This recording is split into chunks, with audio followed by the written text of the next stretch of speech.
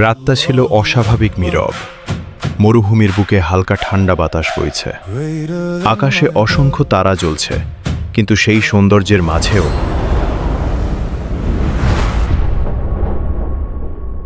অজানা রহস্য। বাংলা। এক মার বুক ভেঙে যাচ্ছে নিঃশব্দ কান্নায়। সে মা তার ছোট্ট শিশুকে বুকে জড়িয়ে রেখেছে। শিশুটি তৃষ্ণায় কাঁদছে, পানি পানি, কিন্তু আশেপাশে কোথাও এক ফোঁটা পানিও নেই। এটি সেই কঠিন সময় যখন ইসলামের প্রথম যুগে কিছু সাহাবী আল্লাহর পথে হিজরত করেছিলেন। তারা ঘরবাড়ি, সম্পদ, স্বজন সব কিছু ছেড়ে দিয়েছিলেন শুধু আল্লাহর সন্তুষ্টির জন্য। কিন্তু সেই পথ ছিল না সহজ, ছিল কষ্টে ভরা, পরীক্ষা ভরা। সেই মায়ের স্বামী বেরিয়েছেন পানি খুঁজতে, কিন্তু অনেক সময় পেরিয়ে গেছে, তিনি ফিরছেন না। শিশুটির কান্না ধীরে ধীরে দুর্বল হয়ে আসছে। তার চোখের পানি শুকিয়ে গেছে, ঠোঁট ফেটে গেছে তৃষ্ণায়। মা অসহায় হয়ে আকাশের দিকে তাকিয়ে বললেন, হে আল্লাহ, তুমি তো আমাদের এখানে এনেছ, তুমি কি আমাদের ভুলে গেছ? তার চোখ বেয়ে অঝরে পানি পড়ছে, বুকটা ফেটে যাচ্ছে।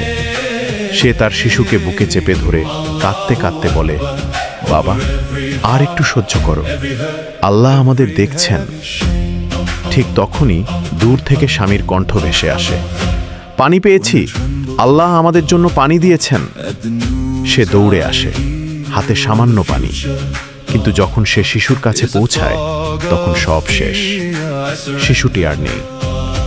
মা স্তব্ধ হয়ে যায়। তার মুখ থেকে কোনো শব্দ বের হয় না, শুধু নিঃশব্দে শিশুটিকে বুকে জড়িয়ে ধরে। তার চোখ দিয়ে অঝরে পানি পড়ছে। স্বামী ভেঙে পড়ে বলে, আমি দেরি করে ফেলেছি। কিন্তু মা ধীরে ধীরে মাথা তুলে আকাশের দিকে তাকিয়ে বলেন, না, তুমি দেরি করনি। আল্লাহ আমাদের পরীক্ষা নিয়েছেন, আর আমার সন্তান আজ জান্নাতে চলে গেছে। সেই মুহূর্তে তাদের চোখে দুঃখ ছিল, কিন্তু ঈমানের শক্তি ছিল আরও বেশি। এই গল্প আমাদের শেখায়, দুনিয়ার কষ্ট যত বড়ই হোক, আল্লাহর উপর ভরসা কখনো হারানো যাবে না। কারণ কখনো কখনো সবচেয়ে বড় কষ্টের পেছনেই লুকিয়ে থাকে জান্নাতের সবচেয়ে বড় সুখ। এই গল্প শুনে যদি তোমার বুকটা একটু কেঁপে ওঠে, চোখে পানি আসে, তাহলে বুঝবে তোমার হৃদয় এখনো জীবিত আছে। আসসালামু আলাইকুম বন্ধুরা, এই চ্যানেলটি একদম সম্পূর্ণ নতুন। আপনাদের একটি সাবস্ক্রাইব, লাইক, শেয়ার আমাদেরকে আরও নতুন নতুন ভিডিও তৈরি করতে উৎসাহিত করে।